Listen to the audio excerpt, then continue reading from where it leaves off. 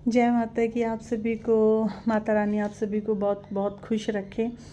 और आज मैं आपको बता रही हूँ ना कि हर इंसान कहता है कि हमको भी चलो माता आती है, ये होता है वो होता है। ठीक है, मैं कह देती हूँ कि माता आती है, आती भी होगी, है ना। और माता रानी क्यों नहीं आएगी? जब आप भक्ति करते हो तो माता रानी क्यों नहीं आएगी? माता रानी आती हैं। और मैं तो इतना भी कहती हूँ, जहाँ तक मेरा है, कि जो अच्छी और अच्छी आत्माएं होती हैं कभी किसी का बुरा सोचती नहीं है, बुरा करती नहीं है। और बाकी उसके अपने पूर्व जन्म के अकॉर्डिंग माता रानी आ भी सकती हैं। ऐसी कोई बात नहीं होती, क्योंकि हम कोई भी अपना भाग्य ना अगला जानते हैं, ना हम पिछला जानते हैं, और ना आने वाला जानते हैं।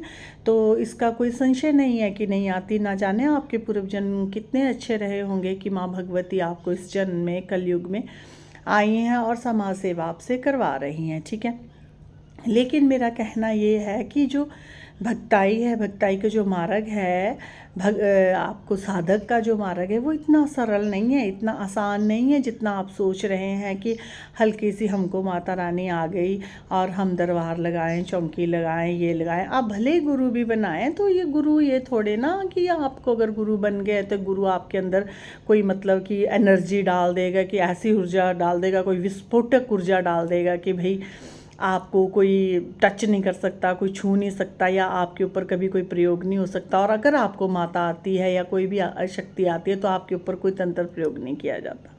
ऐसी ऐसी विद्याएं हैं जिसके द्वारा माता रानी की बंदिश पूरे तौर से आपके ऊपर से कर दी जाती है। माता रानी क्या, कोई भी पॉजिटिव एनर्जी आपके नज़दीक नहीं आती है।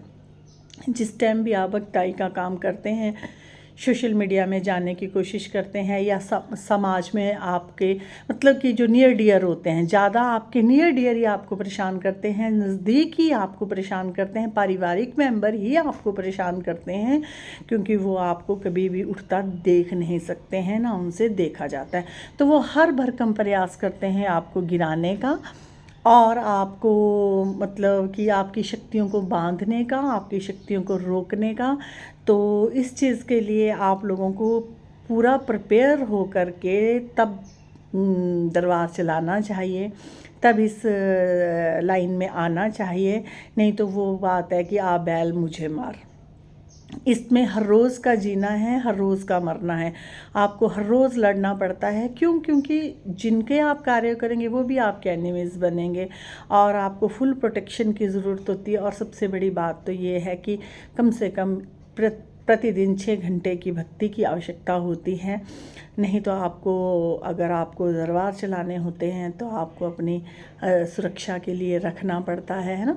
और मैं ये भी नहीं कह रही हूँ आपको कि जिनको सवारियाँ आती है गुरु वो ही बना सकते हैं। मेरे पास मोस्टली एक भी बच्चा ऐसा नहीं है जिनको सवारी आती है, एक दो होंगे तो उन्होंने गुरु धारण किया है। लेकिन आध्यात्मिक तौर पर भी, आध्यात्मिक पूजा, क्योंकि मैं तो वैसे ही सरल पूजा करती हूँ, घरेलू पूजा करती हूँ। मैं तांत्रिक पूजा मुझको आती भी नहीं है, ना मैं करती हूँ, साधारण पूजा करती हूँ। तो उसके लिए तो आप गुरु बना सकते हैं। जिनको विद्याएं सीखने, कार्य करने, आगे चलाना है, उनको ये कार्य उनको ये चीज़ें सीखनी और ये चीज़ें फॉलो करनी ज़रूरी होती है। ठीक है, मेरा काफ़ी एक्सपीरियंस, काफ़ी सालों का एक्सपीरियंस मेरा रहा हुआ है, जहाँ तक मैंने ये निचोड़ निकाला है कि भक्ताई का मार्ग इतना आसान नहीं है।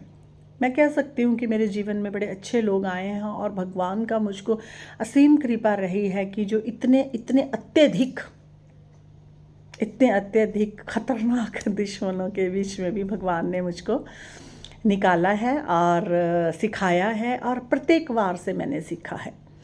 दुश्मन के प्रत्येक वार से ही मैंने सब कुछ सीखा है। वैसे मैं नहीं सीखा, कहीं कहीं विद्या नहीं सीखी, किसी को गुरु नहीं बनाया, लेकिन मैंने दुश्मन के हर प्रत्येक वार से सीखा है। और उस चीज़ के लिए मेरा भगवान ने साथ दिया, मेरी संगत ने साथ दिया। इस चीज़ से मैं थोड़ा अपना जीवन अच्छे से निकाल पाई। तो मेरा बस यही कहने का मतलब है कि अगर आप भक्ताई की लाइन में जाएं, किसी को आप ठीक करने की कोशिश करें, हील करने की कोशिश करें, तो अपनी प्रोटेक्शन आप पहले लगा करके चले। ऐसा ना हो आप दिक्कत में आए और आपका परिवार दिक्कत में आए। तो उस चीज़ के लिए मैं आप लोगों को स्पेशली कह रही हूँ, क्योंकि मेरे पास बहुत से बच्चे ऐसे आए थे जो कह रहे थे दीदी हमको भी गद्दी लगानी है और आप हमारा मार्गदर्शन करना। तो मैं कहती हूँ मैं मार्गदर्शन नहीं कर सकती, भक्ति करनी पड़ेगी। आपको खुद भक्ति करनी पड़ेगी। मेरा तो एक नाम चलेगा आपके पास, ज़्यादा ही होगा, हम मंत्र दे देंगे, लेकिन भक्ति आपको अपनी ही करनी पड़ेगी। और भक्ति भी आपको किसी लेवल तक करनी पड़ेगी। ये नहीं कि 5-10 मिनट की भक्ति करी, 5 मिनट की करी, ये करी, वो साधना भी करनी पड़ेगी, सिद्धि भी करनी पड़ेगी, अनुष्ठान भी लेने पड़ेंगे, सब कुछ करना पड़ेगा। ठीक है, तो आप सभी को मैं यही इतनी सी नॉलेज देती हूँ। तो जय माता की, जय श्री महाकाल।